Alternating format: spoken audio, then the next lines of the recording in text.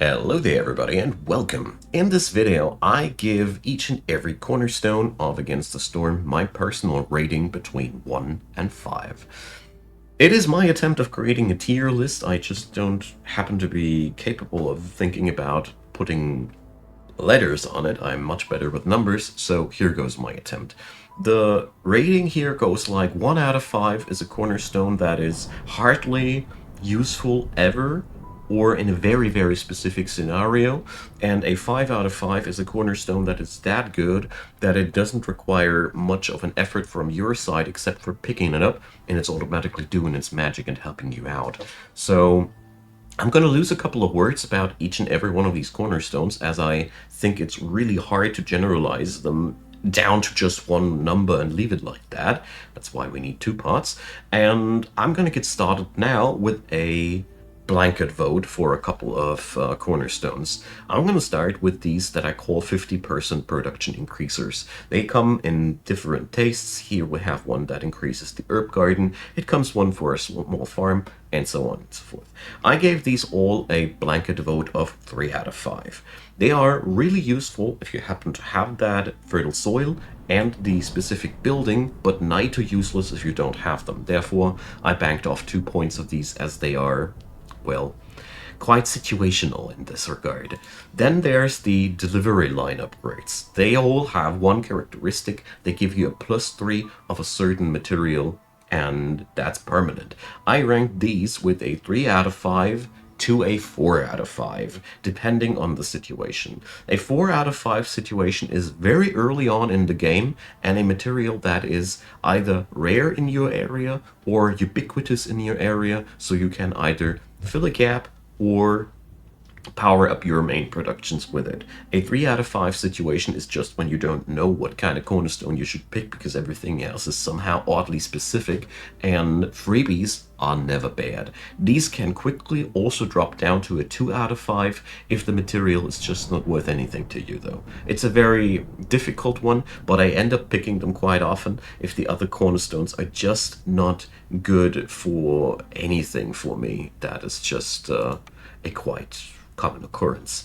Then we have the productions that give you a side product whenever you produce something. These are also a blanket vote of a 3 out of 5 for me, as again, they are super good if you happen to fulfill the conditions, but they are nigh to useless if you don't. Therefore, we really don't need to stress these out too hard, but they can be really, really good under certain circumstances. Then we have the plus production per 25 production cycles or something like that. These are all things that give you a ramping up increase of production power. These are very hit and miss again. These can be easily a 5 out of 5 if you happen to have the production and to pull it very early. Then this is just something you can massively bank upon, and it is quickly a 2 out of 5 to a 1 out of 5 if it comes late in the game when you're like in year 8 or 9, you won't be needing that at all. It is just not useful anymore, as you are really out of the time where you needed these things. Then we have the +1 or +2 production increasers, which are, for me, ranked here again between a 3 out of 5 and a 4 out of 5, depending on your situation. They have no ramp-up time, therefore they are easier and quicker to implement.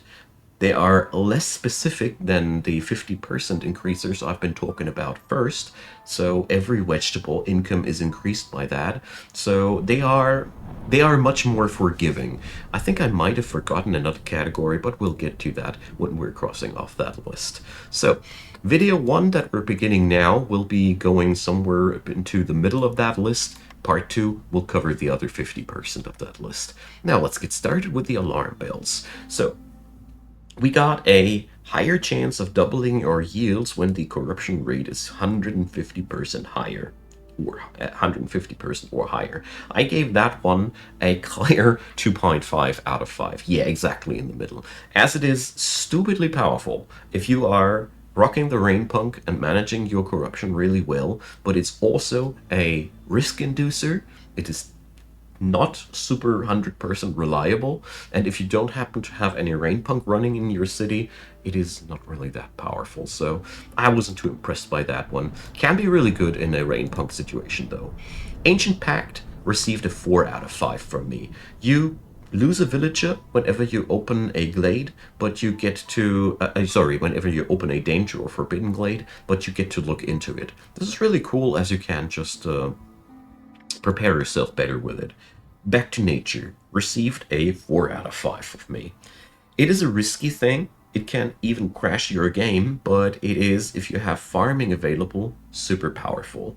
I didn't give it a 5 out of 5 because it is still situational. You need those farmers. If you happen to have banked a lot of food, if it comes late, it's way less useful, but I deem it a very powerful thing. If you happen to pull it off, it can easily resolve all your food issues just with one cornerstone.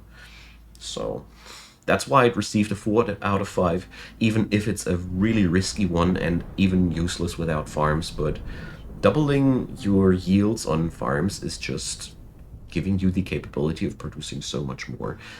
I would assume that it could be also just a 3 out of 5, depending on your playstyle and situation. Baptism of Fire received a 2 out of 5 from me. The hostility reducer is amazing. Blight Rot cysts get burned all day, yes, but first of all, it's 3 Blight Rot cysts for a meager hostility reduce, and the inability to sacrifice resources when you're really in trouble can hit you really hard. I think the reward is not high enough for that nasty thing. Maybe I'm wrong here though. Let me know if you feel like I am overlooking here something. Bed and Breakfast received a 2.5 out of 5. It is just lying in the middle. It's nice to receive amber every time a trader arrives, but that's really hardly winning you the game. And the higher your prestige level, the less the amber is worth. So that's something to take into account. Biscuit Diet. I gave that one a 3 out of 5. Double yields for your farmers when they eat biscuits. Super nice to have, but you need biscuits and you need farmers, so I banked 2 points off. We will most of the time have farmers, but we might not have biscuits, and you get the idea. It's super good though if you happen to get that together. Blood Price. I gave that one a 3 out of 5, as it is a really nice reward to get 10 Ember whenever something bad happens. 10 Ember happens to be quite a lot, and it eases up the whoopsies when somebody happens to run away from you. So, Bread Peels is the 3 out of 5. It's the 50% increaser I mentioned. And Burnt to a Crisp. I gave that one a 4 out of 5. Coal whenever we burn Blight Rot cysts. This is a super amazing cycle, as you invest fuel to burn Blight Rot cysts, and you get back fuel from burning Blight Rot cysts. It's amazing. It frees up so much space for your fabrications, or you use the coal somewhere else. It's really powerful, as in higher difficulty levels you will always have Blight Rot cysts, whether you want it or not. Calming the Forest received a 3 out of 5.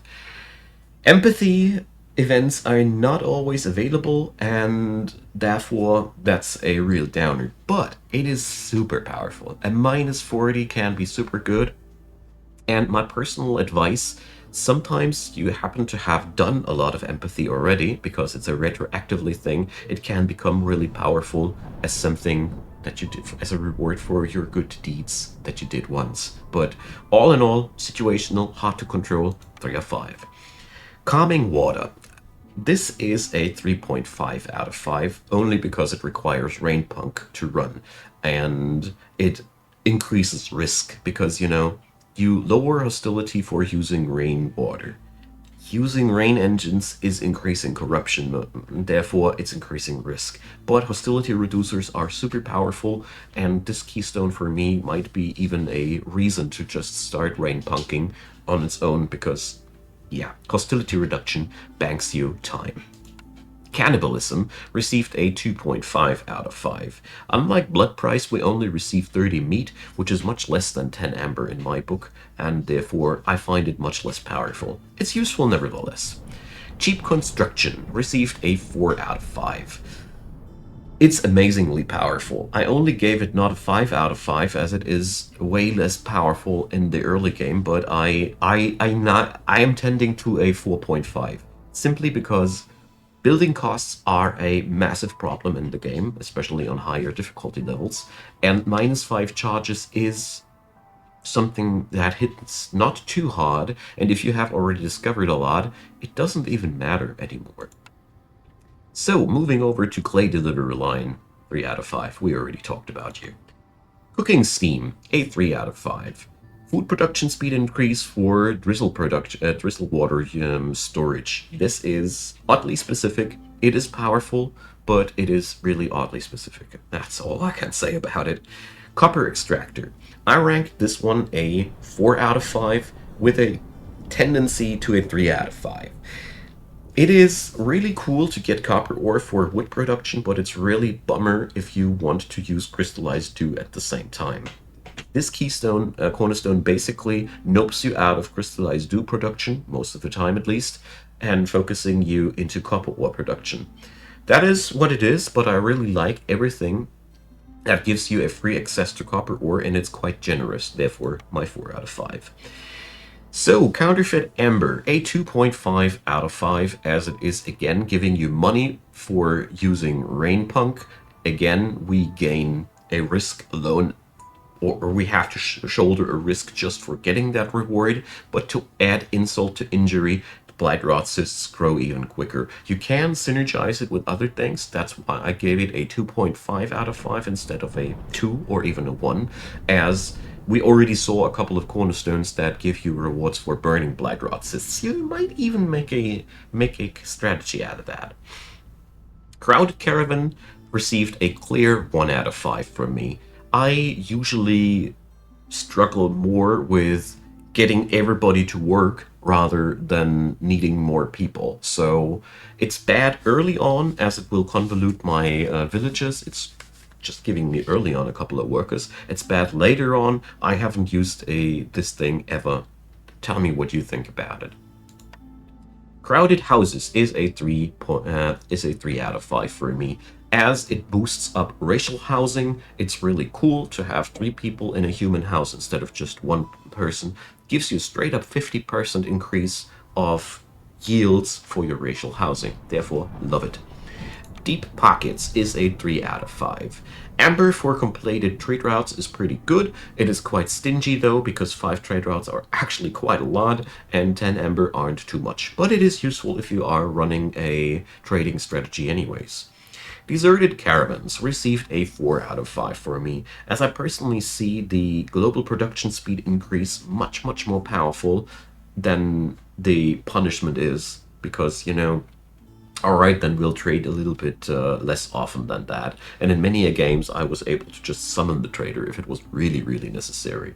But all in all, I feel like Deserted Caravans gives you a lot more than it takes from you. I just banked 1 point from it because it is really not that good if you are running a trade strategy. Then it is just, well, rather meh.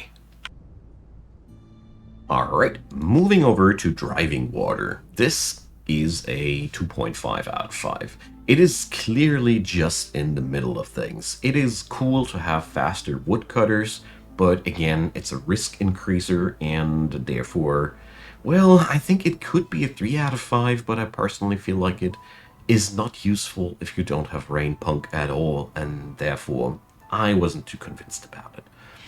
Dual Carriage System. I gave this one a 5 out of 5, as seriously, hauling is something that is always eating up workforce, and you just get a free relief of that. No costs at all. It should be only picked if something else is much more synergistic with your strategy. This is basically always good for you. It's never a point where it ain't good. Here we have the dye extractor, been already talking about these, a blanket vote of 3 of 5. Economic migration. This one received a whopping 1 out of 5 from me. First of all, I don't necessarily need faster newcomers. The extra goods would be really nice, but we really need to level up our standing with our neighbors first to even start having something out of it. The good part is that you get a retroactive bonus out of it, but I personally dislike it a lot. Maybe it's a 2 out of 5, maybe I'm overlooking something, but I didn't really enjoy it too much at all. Exploration contract received a 3 out of 5 from me. It can easily dump down to a 1 out of 5 though if it comes too late in the game, as it yields you only something if you just still explore. But it is so good because reed and clay are fabric and brick if not anything else, and these are materials that you always will need. Exploration expedition was a clear 5 out of 5 for me. It is practically always good.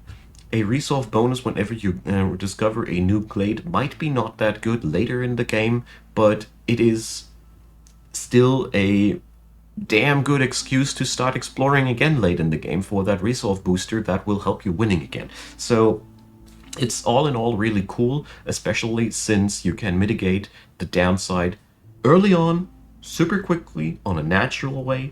Later on, you just get invited to take a little bit of an adventure. I love this. This is really just very, very powerful.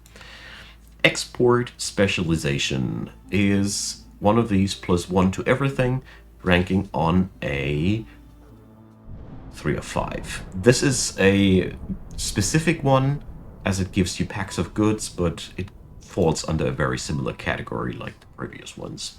Family gratitude. I gave this one a 3 out of 5. It's really nice to gain water skins for resolve, and especially if you gain that resolve by, for example, providing booze. And if not, water skins can be sold or used elsewhere. All in all, freebies are nice. I just banked it a couple of points as it is not a game changer to get free water skins, and it is specific how you earn them. So farming tools, 3 out of 5, we already know the deal here. Farsight is a 4 out of 5 with a tendency to 5 out of 5 depending on your playstyle. In a nutshell, it gives you the capability of cutting the duration of a glade event by 50% by smacking open a small glade. If you pull it off correctly by preparing a small glade always to be opened if necessary, you can easily open up a glade and be like, oh, that's super dangerous, and then you just make it 50% less dangerous. 50% time saving can be the game changer for forbidden glade events. Therefore, really, really powerful. Really, really powerful. I gave it only a 4 out of 5 because in lower difficulty levels it's not nearly as powerful as it turns out to be when time becomes more and more valuable. So, fiber delivery line is 3 out of 5 I've been talking about. Filling dish.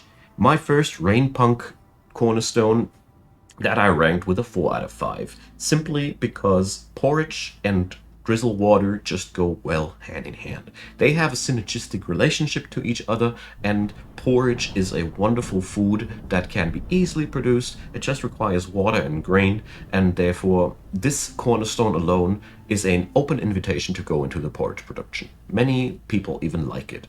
If you have the proper species, this can be even a 5 out of 5. Now then, we are moving on over to the Firekeeper armor. This is for me a 3.5 out of 5. I was really on the verge between 3 or 4, but hear me out. Corruption reduction for assist burning is safety generation.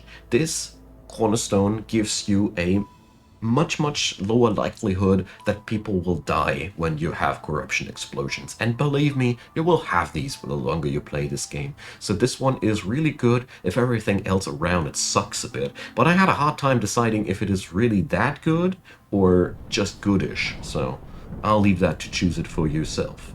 Firelink, I gave that one a 3 out of 5. It is amazing to have a hostility reducer like that, but it's very specific and a constant fulfillment of religion is necessary to not make it jittery. So I had a tendency to give it a 2 out of 5 as it has a lot of requirements, but it is, again, that good that I was somewhere between.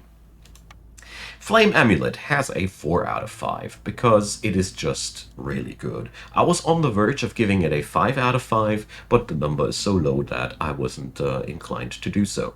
The real powerful part about it is it allows you to have always few more woodcutters employed, and that is just outright good in all of the situations. I love this one. Forge Trip Hammer, 3 out of 5, with a tendency to 2 out of 5, as parts don't necessarily win you games, but they help you expanding. That's why I gave it a 3 out of 5, but I banked off points because you still have to produce that stuff, you still have to provide, and you still have to have a smithy. So yeah, not that easy.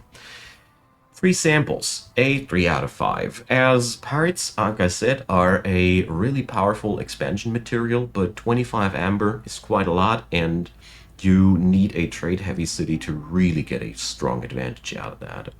Frequent caravans received a 4.5 out of 5, only because it is sometimes not possible to trade that regularly. But apart from that, this cornerstone is an open invitation to just pick up trade routes and slow down your impatience growth. This becomes more and more powerful the later you go into the prestige levels, as impatience growth is really a problem the longer you play the game, as the prestige levels will make it harder and harder in this regard. So really good stuff. And I was on the verge to give it even a 5 out of 5, but I refrained from that as it is not as important for the lower difficulty levels, but still very useful. Frequent Patrols received a 2.5 out of 5, as it is really cool to have a hostility reducer, but loyalty events, well, you have to have them. But again, it's retroactively rewarded, so I gave it a clear middle ground rating with a bias to a 3 of 5 personally. So, Friendly Relations has a 3 out of 5 for me. It's powerful, but it's also very costly. 3 levels of standing do take a while until you have them together. I am even on a bias to give this only a 2 out of 5, as it is really, really costly. But if you happen to be in a trade-heavy situation, it's just a wonderful icing on the cake and can be picked up multiple times, and that's when it becomes really, really powerful. From the Ashes, Rick received a 3.5 out of 5, as it is rewarding you with a material for expansionary purposes, for something that you will do anyways. And Wildfire Essences, if you don't want to put up the hearths, are always a valuable trade good, so either way, you get a freebie for playing the game as you would always be playing it, therefore I love them. Fungal Guide adds a, like I said, a 3 out of 5 to a, well, we already talked about these. Generous Gifts, a 4 out of 5, as with a tendency to a 5 out of 5. Free items are always good, and hearth level upgrades are something that I do on every run quite religiously.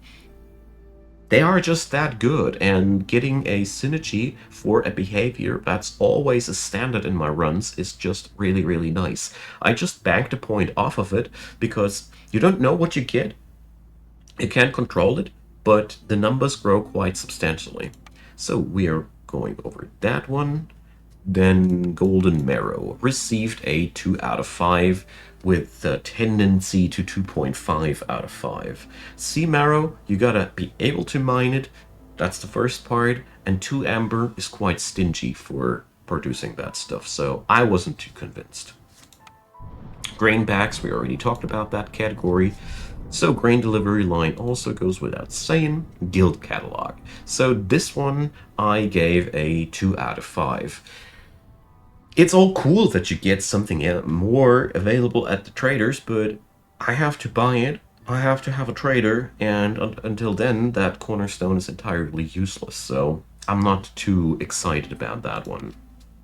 Hauling carts, a 5 out of 5 for me, as these are again a reliever to your logistics system for no costs. Only pick something else if it fits your synergies much better, as this will just make your city work faster. End of the story. So, Hidden from the Queen is for me a 3.5 out of 5. with a tendency to 4 out of 5.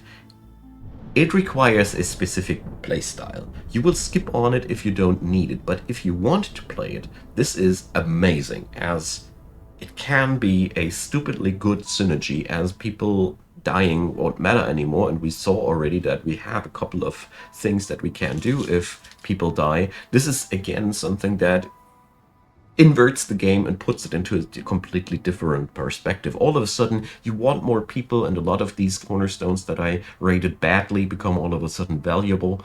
This is like an entirely different game mode, and it's a cool one. Therefore, try it out. I rated it high because it's really powerful if you draft alongside accordingly. But if you don't, it's now useless, and if it comes too late, it's also useless. Maybe it's more like a 3 of 5 with a tendency to a 2 of 5. It's hard to tell. I just had so much fun with it whenever I tried it out, so there goes. Hidden Reward, 3 out of 5. It's the same logic as we had with the one that yields wildfire essences. It's a freebie for something that we do anyways. Ancient tablets do not only have a purpose as trade good, they are also quite often needed for exotic events, therefore quite powerful. Hunter-Gatherers is a 4 out of 5 with a tendency to flip on over to 2 out of 5 if you have a lot of farming.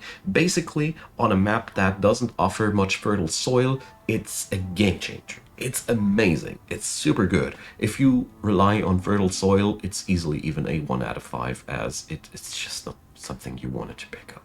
So very biome specific, but for certain biomes, it changes the game. Alright, so this ends part 1 of this. We are going to go over the rest of that list in the next video. Thanks for watching. Feel free to discuss what you think about that. All of this is my personal opinion, gathered from a couple of hours of game experience, and I hope it is helpful for you. Let me know what you think, leave a thumbs up, consider subscribing, and check out the description box. There's plenty of links to go around. My Discord server, would be happy to see you there. And of course, there's Patreon, PayPal, and Buy Me a Coffee. So pay them a visit if you'd be so kind. I'd be super, super happy.